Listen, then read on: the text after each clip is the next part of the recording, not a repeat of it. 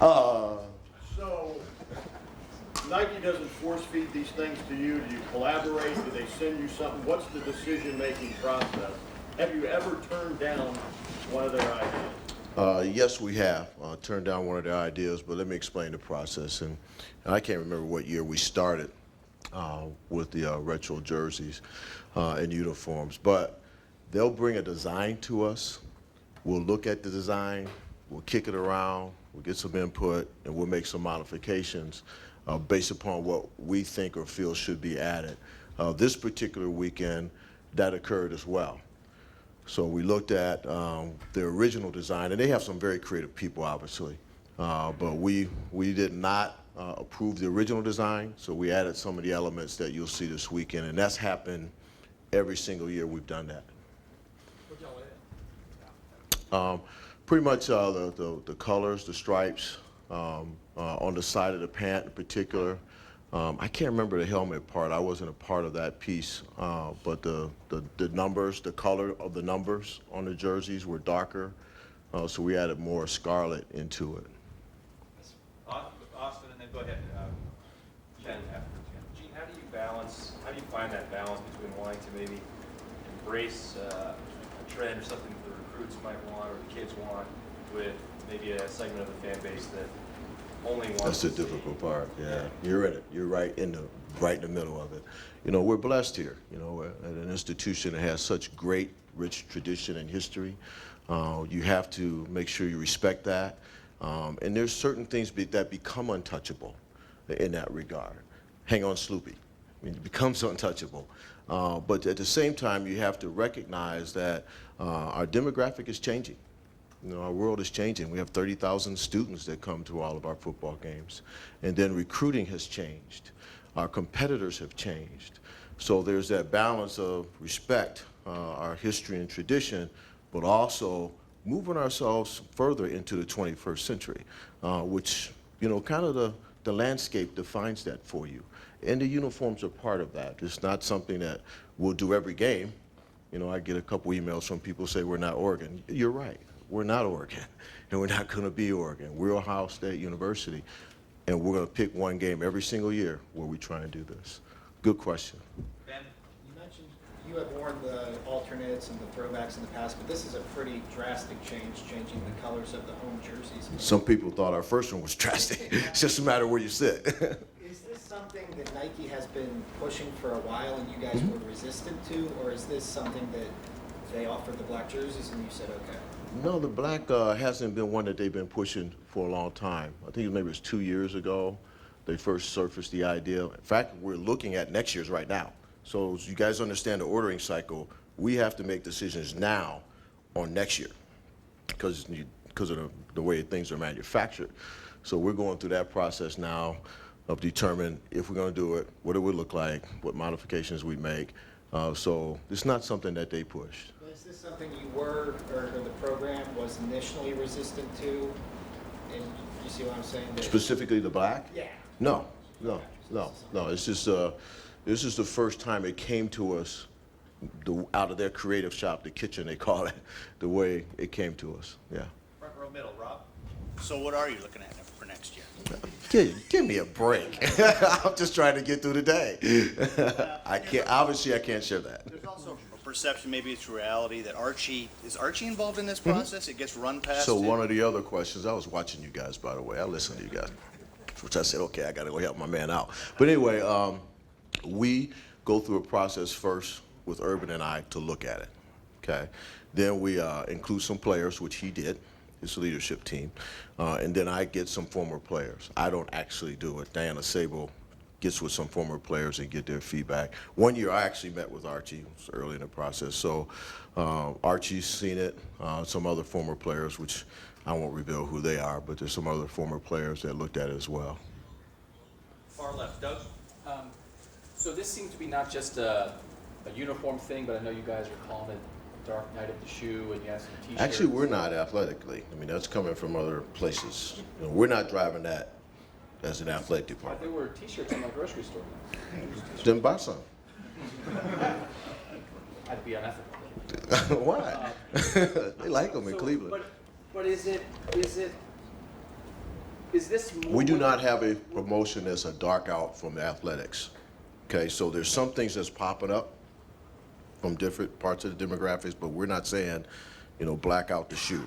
That's not what we're doing. There's other people doing that. Now, we're selling items, Right. to your point. Yes, we are selling items. Let's say dark night at the shoe, right? I don't know if we're selling it. That would be new to me. That might be something that I don't know about. It's highly possible. Who do you mean to do it? Trademark licensing. IMG? So you could come, no, it could be IMG or trademark licensing, or any licensee could do that. Any licensee could come to us with a promotion. As long as it fits our criteria for sale, then we can license that product and sell it. It's probably got the little TM on it. You ought to look to make sure it's legit. Yeah, then you should go buy one. But anyway, so that little T, that means they're a licensing company that went through our trademark and licensing and got that approved. So it's not something we said, okay, athletics has said we're gonna go print all these T-shirts. That did not come from us. Okay, a couple more. Second row left. Ari? Talked about getting into the century and how important it is for recruiting. Have you had discussions with Urban? And I mean, I'm sure you have a Sure. pulse of how important. How important is that to recruiting? Huge, And how big is it? to why huge, you might be doing it? huge. Okay, so if you guys all go back, somebody was here, last year, Urban had this sitting on his coffee table. Does anybody remember that? Austin. Were you the one? Was he the one? Well, he was just interviewing him. And you saw it. Somebody else snooped it out. But somebody saw it, right? Okay, when was that? That was, when? It was in June of last year. Yeah, 2014. Okay, so, you know, that was sitting out on his coffee table for a reason. You know, that wasn't for you guys to come in and look at so he can impress you. Okay, it's sitting on the table because the recruits saw it. Recruits are impressionable today and have a great deal of materialistic interest. So reality is we're going to respond to that.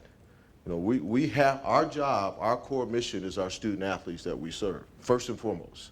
And that includes the recruits that we're trying to attract. So yes, we talk about recruiting all the time, which is why we have a waterfall in the locker room that you can't walk through. You know, I'm old school. When you say waterfall, I figure I could go underneath it, right? And get my hair wet. Killing me. But anyway. Back row. Steve? Yeah, Gene, a lot of numbers come out every year about, you know, Michigan sells this, Ohio State sells this, and Ohio State in some years is #1 in college marketing and all these other things. I would think a promotion like this to encourage people to purchase a brand new product could create an amazing windfall for Ohio State, trademark and licensing, the athletic department, Right. whoever you want to call it. Have you guys put an estimate or a price, a number on how much money this one event, these jerseys, all the black paraphernalia is going to bring Ohio State? No, we have not, but we can get that for you when it's all said Just and a done. ballpark. I mean, what do you? I can't do that. I really can't. I've never looked at it. I really, honestly, I've never looked at it. You know, I look at spikes that are like the bowl game. The spike that you're talking about won't be huge. It won't be huge, but we can get that for you. Rick Van It's gotta be Brimber. multi-million dollars, though, right? No.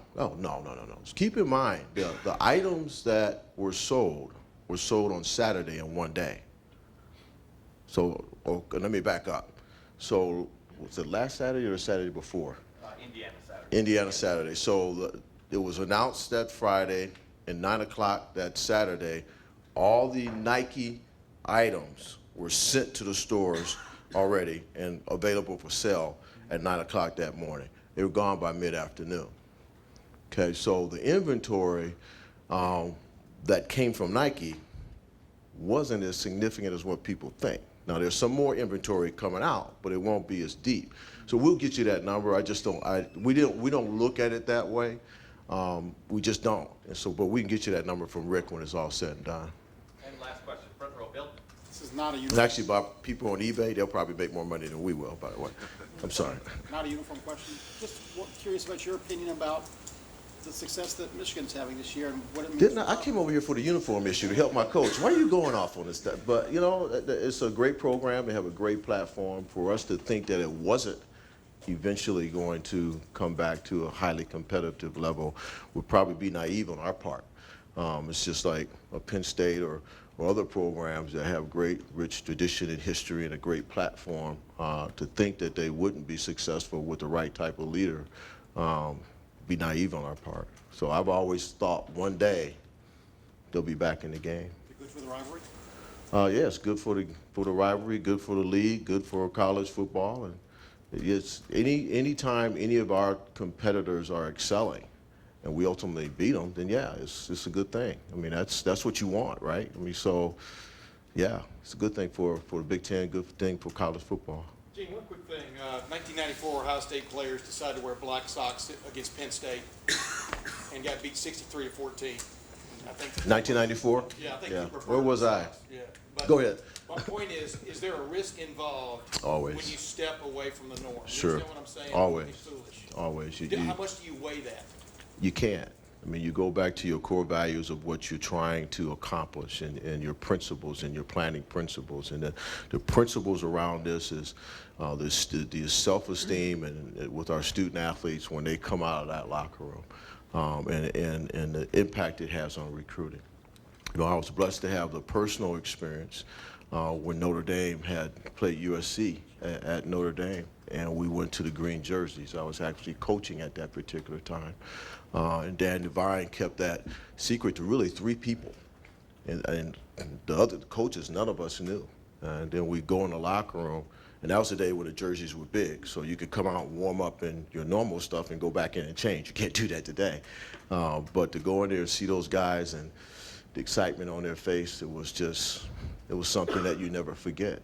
And so you go back to what's the impact does it have on a Joshua Perry, on a Darren Lee, on a Tyvis Powell, on those guys, or a Taylor Decker, because he would tell you he preferred to wear black rather than white.